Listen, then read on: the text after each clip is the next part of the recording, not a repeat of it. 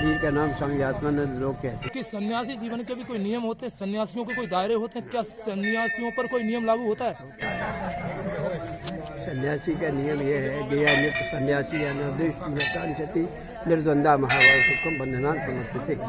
गया ज्ञानी का नाम सन्यास है। जो गेय स्वरूप है, गेय को जो जान रहा है वो ज्ञानी है।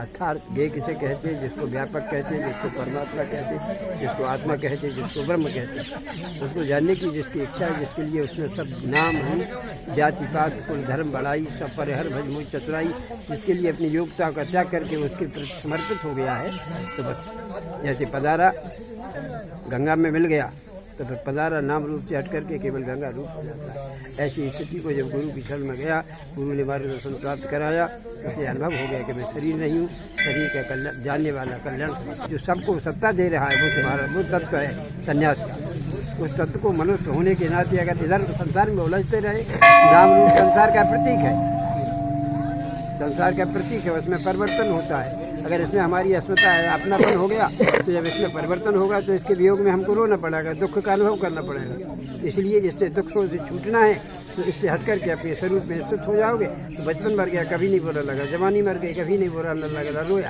तो ऐसे ये जान रहा कि मैं ये नहीं हूँ, इसका स्वभाव है परिवर्तन, मेरा स्वभाव है जानना। अगर ज्ञान का नाम सन्यास है तो कपड़ों पर क्यों निर्भर है सन्यास? निर्भर इसलिए है कि ये पहचान कैसे हो, अग्नि का प्रतीक है। जैसे अग्नि में तुम लकड़ी डाल दोगे तो उसकी आकृति उसका रूप सब बदल जाएगा, अग्नि के झलकते हुए धुंधारी रहती है, तो उसके पास जाएगा उसी रूप में हो जाए। सन्यासी को पहचानने कोई आवश्यकता नहीं होती। सन्यास को वही पहचान पाएगा जिसमें बौद्धिक और ज्ञान का बल होगा।